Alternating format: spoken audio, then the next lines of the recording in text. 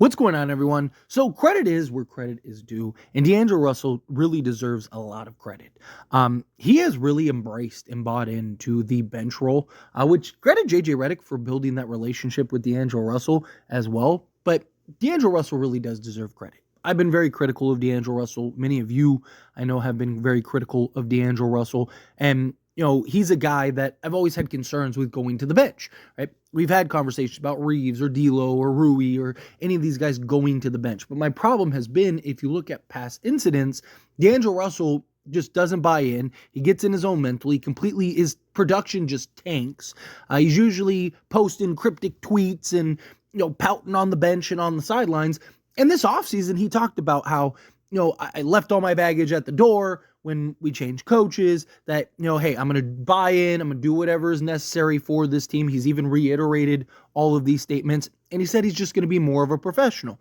He even apologized to all of Lakers Nation about just his behavior, took accountability, and said he was going to be better and look to move on.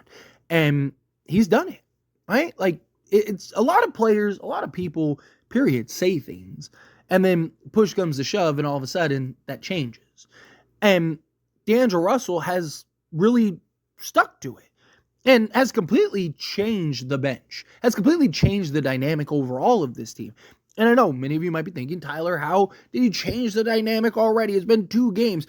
Because the Lakers were 30th in bench scoring and were only averaging 20 points per game off the bench. D'Angelo Russell, in his 2 bench games, gave you, first off, Lakers are 2-0. Secondly, he gave you 18 points and 15 points in the 2 games. He, by himself, is nearly doubled the production that the bench has given you, right? Look at this Toronto game. Remove D'Angelo Russell for a moment. Jackson Hayes gave you 12. Vincent gave you 5. Connect gave you 5. Right there's 22. Max Christie gave you 3 at the end of the game, right? So, again, 22, 25 points.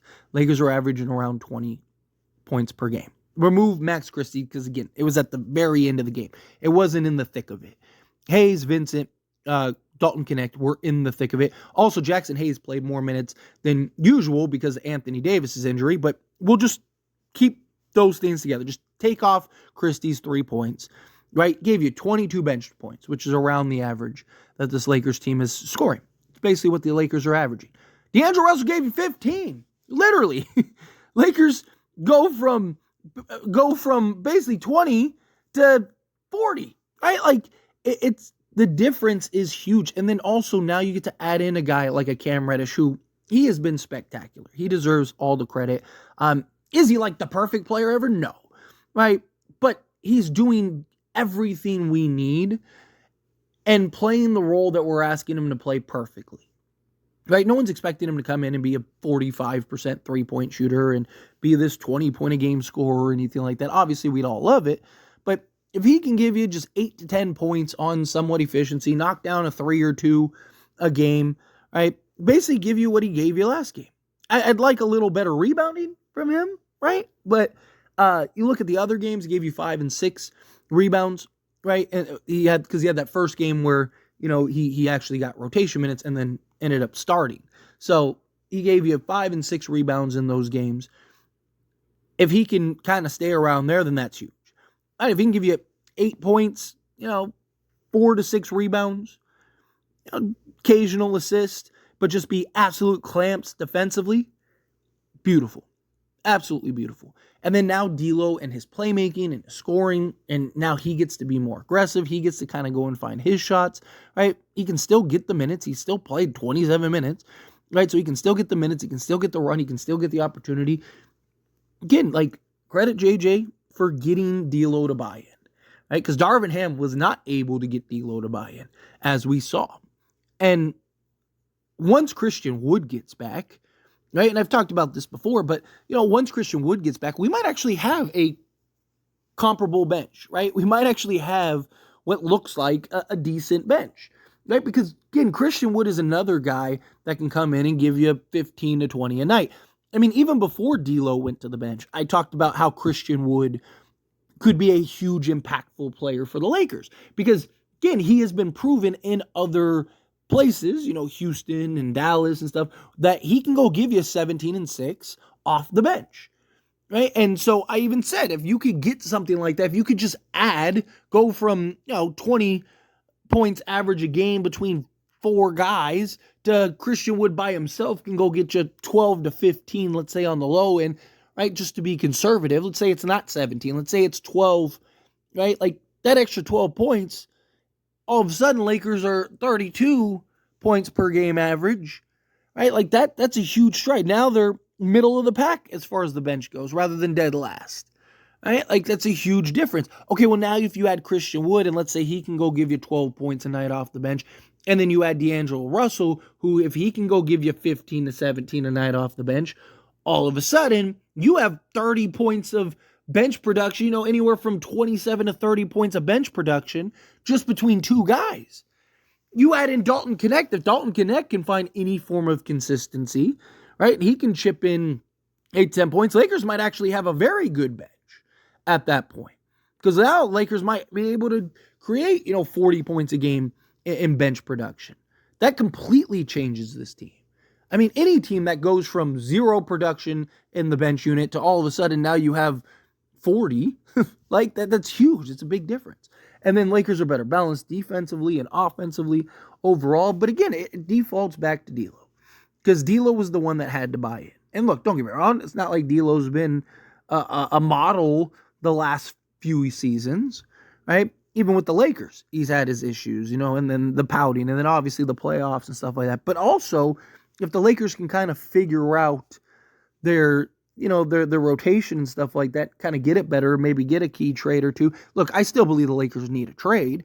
I do think that there is an argument, though, if D'Lo really does fully embrace the bench role and he can continue to produce and provide to the level in which he's doing, do you kind of look to upgrade in areas for the starting unit, right? Do you maybe look to go get, say a Cam Johnson and like a Bruce Brown and maybe keep a D'Lo, right? Maybe you're unloading, Max Christie and Jared Vanderbilt and Rui Hachimura and Gabe Vincent, right? And you're keeping D'Lo as your kind of sixth man with Christian Wood.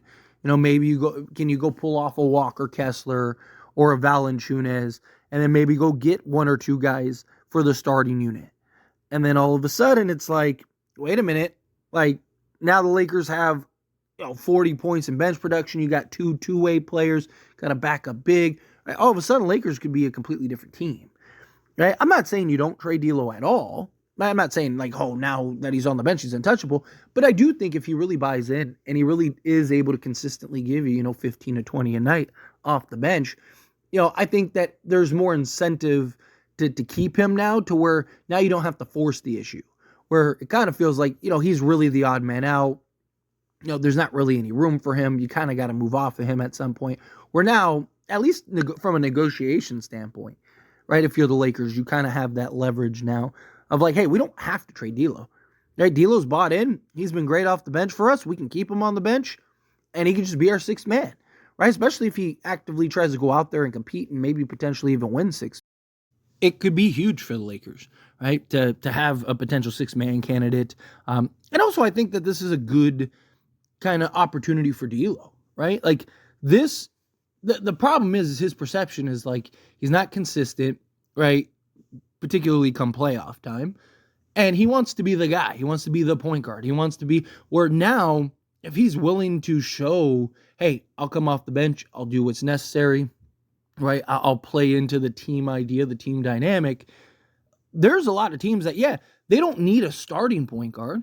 Yeah, they don't need a guy to come in, and try to be the guy. But are there teams, even playoff and contending teams? Like Denver. Like Denver's is a great example. They've been going through like Reggie Jackson and, Russell Westbrook and stuff like that.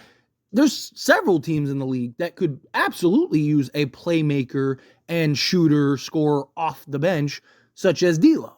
Right? So if D'Lo, this is even good for D'Lo's career to really buy in and just go, you know what, like, let me take some pride in this bench role. Let me try to, maybe potentially go win sixth man of the year. And if he gets that under his belt, now all of a sudden teams might be more willing to offer him contracts even beyond, even if the Lakers don't trade him, or, work out a new deal with the Lakers going forward and kind of be that sixth man, right? It's not like he's 30, right? So he still has a good, 5+ years, if not more, in the league to where he could be very productive and effective. But no, look, I've always rooted for D'Lo. I've defended D'Lo, and it's just great to see him really buy in to this role, and hopefully he can maintain that. But anyway, as always, this is a discussion. And I pass the question on to you. Let me know your thoughts and opinions down in the comments below. What do you think? How do you feel? What are your thoughts? Do you think this is huge for D'Lo? Credit him for really stepping up and playing this role. Do you think it doesn't change anything? Do you think that it does make it less urgent to trade him or move off him? Or do you think no, you have to do it no matter what? Again, how you feel, whatever your thoughts are. I love to hear it, so let me know down in the comments below. That being said, if you haven't liked this video, hit that like button. Helps me a lot. So we enjoy these types of videos, and I truly appreciate it. Not subscribe channel, hit that subscribe button. Turn on the bell notifications. Appreciate y'all. See you in the next one. Thank you.